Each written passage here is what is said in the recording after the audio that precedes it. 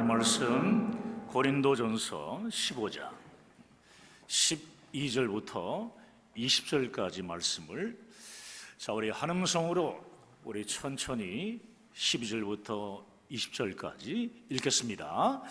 그리스도께서 죽은 자 가운데서 다시 살아나셨다 전파되었거늘 너희 중에서 어떤 사람들은 어찌하여 죽은 자 가운데서 부활이 없다 하느냐? 만일 죽은 자의 부활이 없으면 그리스도도 다시 살아나지 못하셨으리라. 그리스도께서 만일 다시 살아나지 못하셨으면 우리가 전파하는 것도 헛것이요 또 너희 믿음도 헛것이며 또 우리가 하나님의 거짓 증인으로 발견되리니 우리가 하나님이 그리스도를 다시 살리셨다고 증언하였습니다. 만일 죽은 자가 다시 살아나는 일이 없으면 하나님이 그리스도를 다시 살리지 아니하셨으리라. 만일 죽은 자가 다시 살아나는 일이 없으면 그리스도도 다시 살아나신 일이 없었을 터이요 그리스도께서 다시 살아나신 일이 없으면 너희 믿음도 헛것이고 너희가 여전히 죄 가운데 있을 것이요 또한 그리스도 안에서 잠자는 자도 망하였으리니 만일 그리스도 안에서 우리가 바라는 것이 다만 이 세상의 삶뿐이면 모든 사람 가운데 우리가 더욱 불쌍한 자이리라. 그러나 이제 그리스도께서 죽은 자 가운데서 다시 살아나사 잠자는 자들의 첫 열매가 되셨도다. 아멘. 우리 서로 앞뒤좌우로 교제하시면서 앉겠습니다. 잘 되고 있습니다. 하나님이 하시면 다 됩니다. 따라해 볼까요? 하나님이 하시면 다 됩니다. 그렇습니다. 사랑하는 여러분, 예수님은 십자가에 못 박히신 날이었던 금요일 오후 3시쯤 운명하셨습니다. 그날 오후 6시부터는 안식일이 시작되는 날이었습니다. 따라서 예수님이 운명하시고 안식일이 시작될 때까지 불과 3시간 정도의 여유밖에 없었습니다.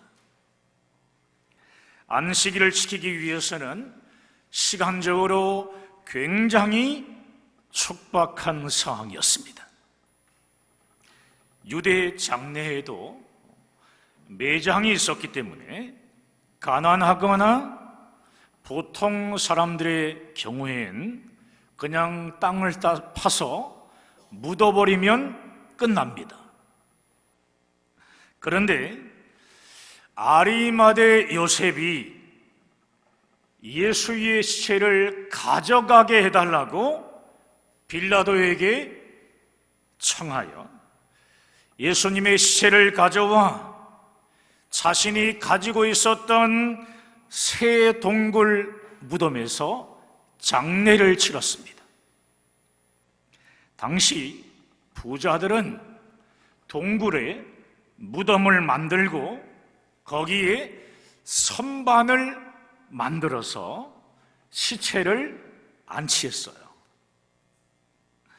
부자였던 아리마대 요셉이 자신의 동굴 무덤을 예수님의 장례를 위해 사용한 것입니다. 또한 니고데모도 예수님의 장례에 찾아와서 마치 왕이 세상을 떠났을 때 대우하듯이 많은 향로를 가지고 와서 예수님의 시신에 발랐습니다. 그리고 수의를 싸고 두건을 씌워 정중하게 예수님의 시신을 동굴 무덤에 장사 지냈습니다. 10명이 넘는 장정들이 매달려야 겨우 굴릴 수 있는 아주 큰 돌로 동굴 입구에 동굴 무덤의 입구를 막았습니다. 예수님을 장례한 사람들 가운데 예수님이 다시 살아날 것이다 라고 기대한 사람은 아무도 없었습니다. 장례와 함께 예수님의 시대는 끝이 났고 예수님의 생애도 끝났다라고 생각했습니다.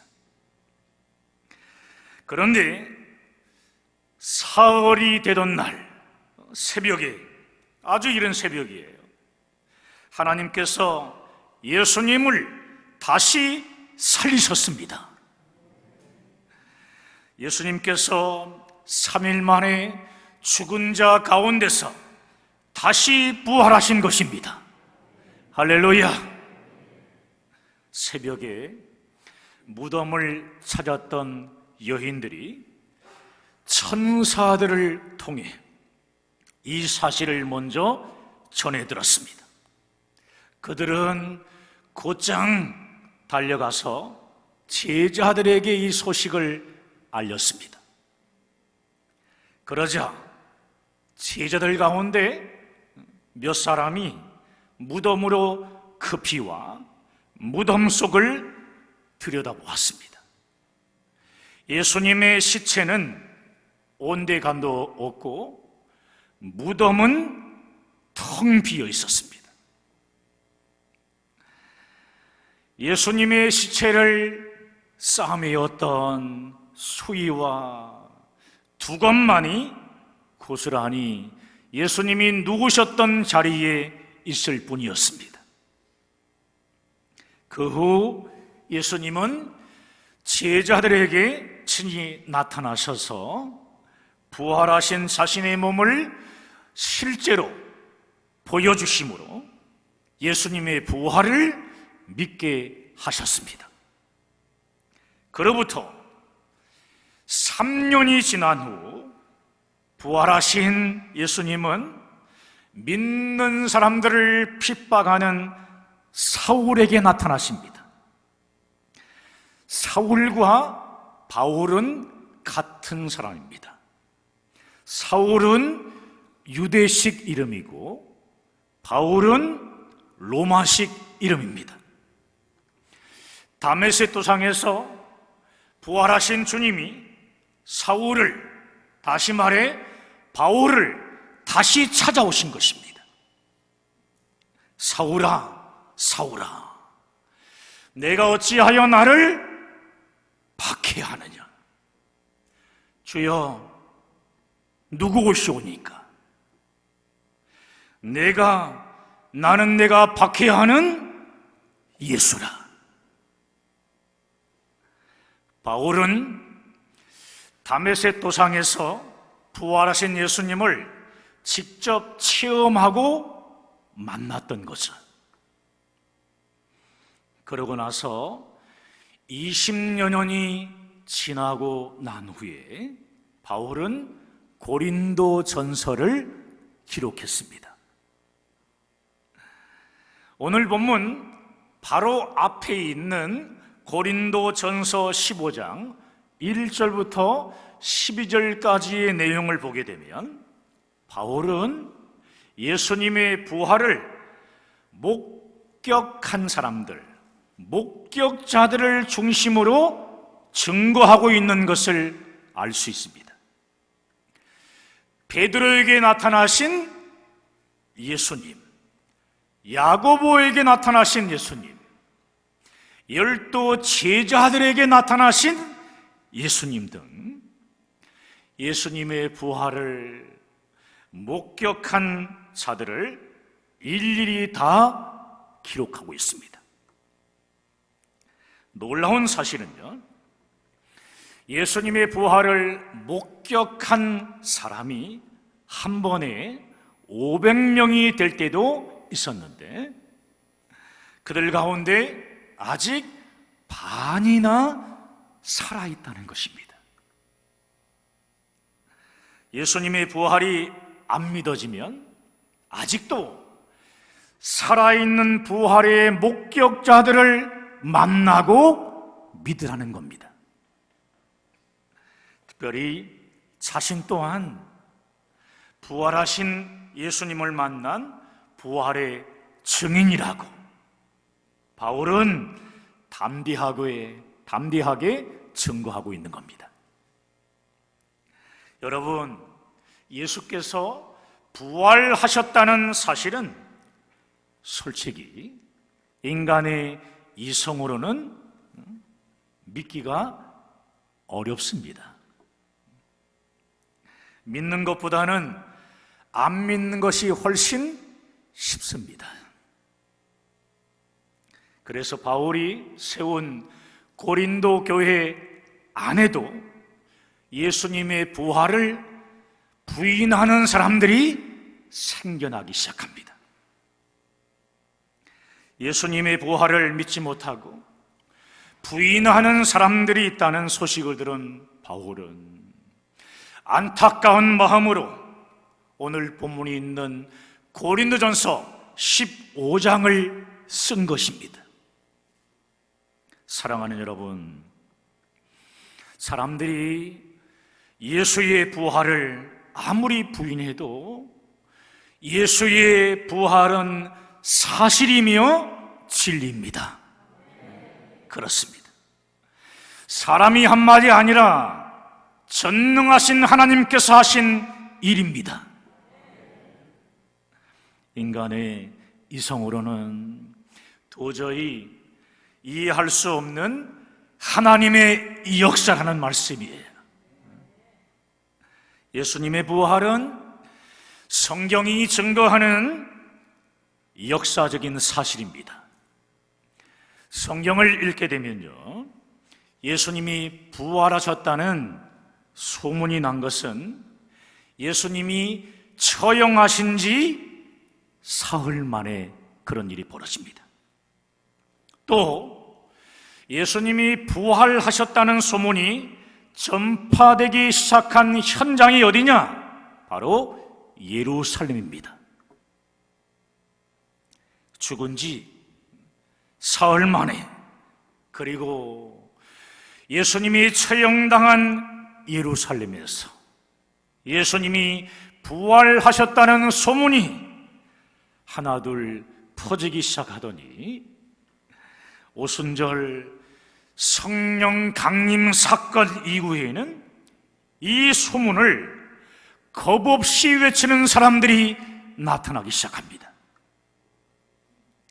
예수님이 잡히실 때에 자신들도 잡힐까봐, 죽을까봐요, 두려워가지고 도망가서 숨어있던 제자들이 예수님이 다시 살아나셨다는 부활의 소식을 어떻게 함부로 증거합니까? 할 수 없는 것입니다. 그런데 예수님이 다시 살아나셨다는 부활의 소식이 성령 받은 제자들을 중심으로, 예루살렘을 중심으로 걷잡을 수 없이 퍼져나가기 시작한 것입니다.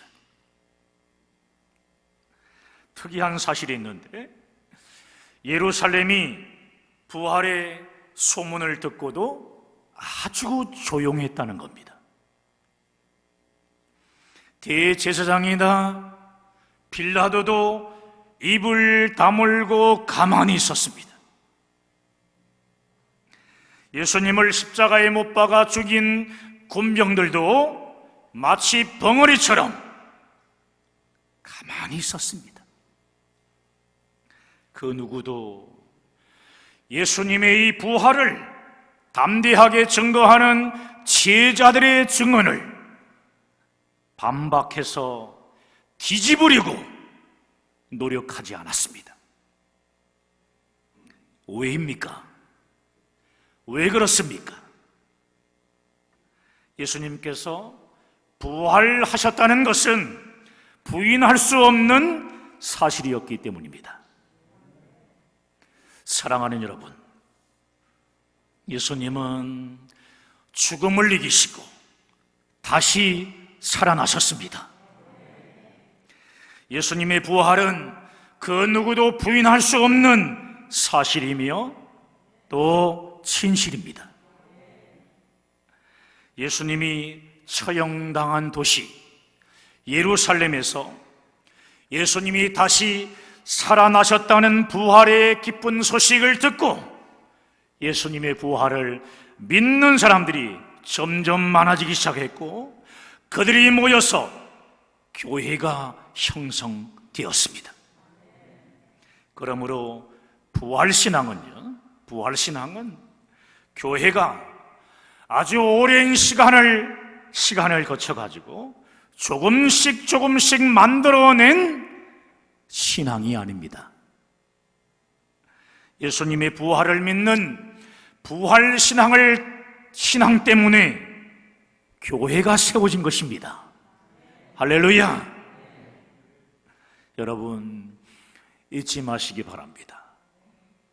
교회가 있었기 때문에 부활 신앙이 생긴 것이 아닙니다. 예수께서 부활하셨기 때문에 교회가 생겨난 것입니다. 할렐루야! 그렇습니다. 여러분, 죽음을 이기시고 다시 살아나신 예수님의 부활은 인간의 모든 죄가 다 용서함 받았다라고 하는 하나님의 강력한 선포입니다. 죄 용서함 받았느니라. 그게 부활 사건이에요. 첫사람 아담의 범죄로 인해 영이 죽은 인간의 죄는 인간의 노력이나 어떤 수고를 통해서 해결할 수 있는 인간의 영역이 결코 아닙니다. 죄로 인해 죽은 우리의 영을 다시 살리는 이 죄 용서함, 죄 사함은요, 생명을 창조하신 하나님의 영역이지 인간의 영역이 결코 아니라는 말씀입니다. 그분이 누구죠? 바로 예수 그리스도십니다.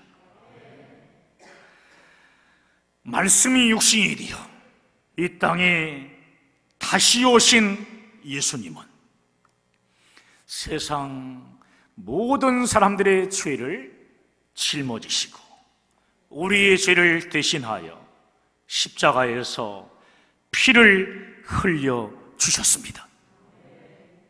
피 흘림이 없이는 죄사함이 없고 죄값은 사망이기 때문에 예수님께서 십자가에서 속죄의 피를 흘리며 우리의 죄를 대신해 죽으신 것입니다. 우리의 죄를 대신하여 십자가에서 피 흘려 죽으신 예수님은 3일 만에 다시 부활하심으로 인간의 모든 죄가 다 사해졌다는 것을 선포하고 있는 것입니다. 할렐루야! 그러므로 예수님의 부활은 우리의 구원을 완성하신 하나님의 승리입니다. 할렐루야! 만약 예수의 부활이 없다면 우리의 믿음은 다 헛것이 되고 마는 거죠. 사랑하는 여러분, 바울은 부활하신 예수님을 실제로 만나서 구원받았기 때문에 부활을 부인하는 고린도 교회 사람들이 너무나 안타까웠습니다. 그래서 바울은 그 유명한 부활 논증을 오늘 본문을 통해서 전하고 있는데요, 만일 죽은 자의 부활이 없다면 예수 그리스도도 부활하지 못했을 것이다. 부활이 없다면 하나님께서 예수님을 다시 살리지 못했을 것이다. 살리지 않았을 것이다. 부활이 없다면 우리가 여전히 죄 가운데 있을 것이다. 부활이 없다면 우리가 전파하는 복음도 우리의 믿음도 다 헛것이 될 것이다. 부활이 없다면 우리의 말이 다 거짓말이 될 것이다. 부활이 없다면 세상에서 가장 불행한 사람들, 가장 불쌍한 사람은 예수 믿는 사람일 것이다.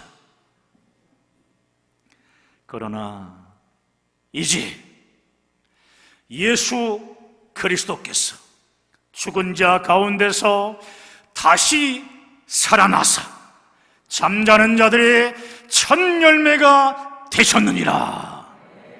첫 열매가 되셨느니라. 그렇습니다.